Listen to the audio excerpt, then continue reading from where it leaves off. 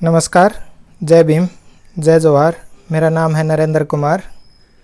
ज़रा सोचिए, आज़ादी के 75 साल बाद भी एक राष्ट्रीय स्तर की पार्टी बीएसपी के तमिलनाडु राज्य के प्रदेश अध्यक्ष की निर्मम हत्या हो जाती है, किंतु प्रशासन, सरकारें या मीडिया इस पर बात तक नहीं करना चाहती। के आर्मस्ट्रॉन्ग तमिलनाडु राज्य में बीएसपी पार्टी के प्रेसिडेंट थे। जब वह अपने कार्यालय के समक्ष अपने कार्यकर्ताओं से बात कर रहे थे, तभी अचानक 6 मोटरसाइकिल पर सवार अज्ञात लोगों ने चाकू गोद कर उनकी हत्या कर दी। के आर्मस्ट्रॉन्ग पैसे से एडवोकेट थे। वे बहुजनों, गरीबों, मजलूमों की आवाज़ उठाते थे और ज़रूरत पड़ने पर उनकी कानूनन लड़ाई फ्री में लड़ते थे। उन्होंने चेन्नई में एक बुद्ध विहार बनवाया था, जिसमें वो अक्सर जाया करते थे। हमें इनकी हत्या के पीछे की वजह को समझना होगा।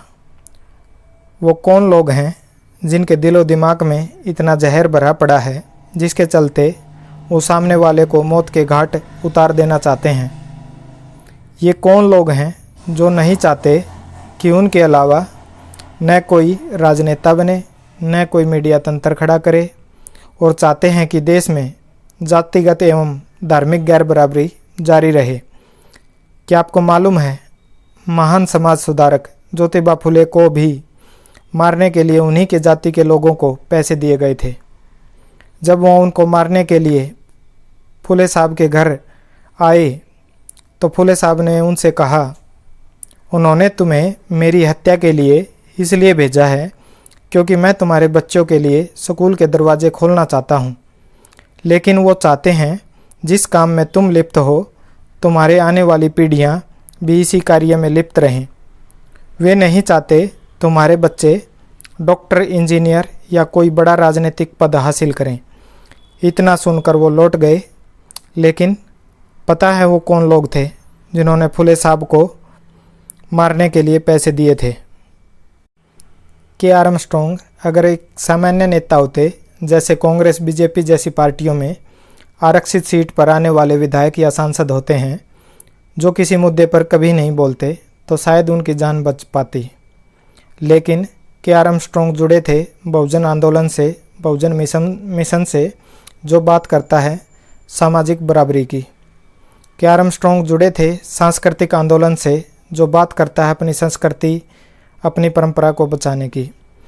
जब जब आप सामाजिक सांस्कृतिक बदलाव की बात करोगे, तब तब आप सामंतियों या मनुवादियों को चुभोगे। कुछ लोगों का मानना है कि जातिगत हिंसा अब बीते समय की बात है। इन लोगों को आखिर ये सोचना चाहिए, क्यों के आर्मस्ट्रॉन्ग को मार दिया गया? क्यों चंद्रशेखर आज़ाद भाई पर गोलियां चलाई गई? क्यों जितेंद्र मेघवाल को जान गंवानी पड़ी? जितेंद्र मेघवाल का कसूर तो बस इतना ही था कि उसने मुझे रोबदार रखी हुई थी। क्यों 9 साल के प्यास से बिलखते बच्चे इंद्र कुमार को मार दिया गया? क्योंकि उसने मिट्टी के घड़े से पानी पीने की हिमाकत की थी। उस मासूम को तो घड़ा मिट्टी का ही लगा था, न कि जाति विशेष का। अंत में मैं इतना ही कहना चाहूँगा, अगर आप फुले, पेरियार, बुद्ध, अंबेडकर के विचार पर बात करोगे तो जान जाने का जोखिम तो है ही, लेकिन इनके विचार बीज हैं और वृक्ष बनने में इनको देर नहीं लगती।